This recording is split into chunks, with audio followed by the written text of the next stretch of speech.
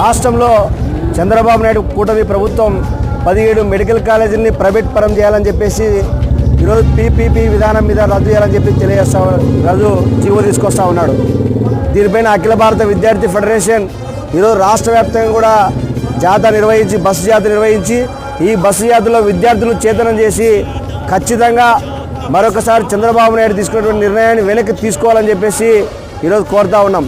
ఈరోజు దుర్మార్గంగా గతంలో జనార్దన్ రెడ్డి ముఖ్యమంత్రిగా ఉన్నప్పుడు ప్రైవేటు డెంటల్ కాలేజీలని లిక్కర్ మాఫియాకి అప్పజెప్పాలని చూస్తే గతంలో జనార్దన్ రెడ్డి ప్రభుత్వాన్ని కూలదోసిన చరిత్ర విద్యార్థులకు ఉంది. ఈరోజు చంద్రబాబు నాయుడు ప్రభుత్వాన్ని కూడా తెలియజేస్తూ ఉన్నాం. ఈరోజు ప్రైవేటు కాలేజీలు 17 కాలేజీలని నువ్వు ప్రైవేట్ పరం చేస్తే నీ ప్రభుత్వాన్ని కూడా కూల్చడానికి విద్యార్థులకు సిద్ధంగా ఉందని హెచ్చరిస్తూ ఉన్నాం. ఈరోజు రాష్ట్రం విడిపోయిన తర్వాత తెలంగాణ రాష్ట్రంలో 10,000 మెడికల్ కాలేజ్ సీట్లు ఉన్నాయి. ఆంధ్రప్రదేశ్లో 7,000 మెడికల్ కాలేజ్ సీట్లు ఉన్నాయి.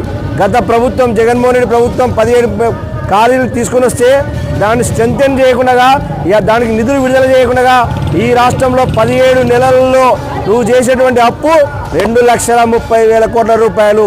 ఆ 2,30,000 కోట్ల రూపాయల అప్పులో ఈ మెడికల్ కాలేజీ నిధులు ఎందుకు ఇవ్వలేదు? ఈ ఇవ్వకపోగా మళ్ళీ అమ్మేస్తానని చెప్తా ఉన్నావా?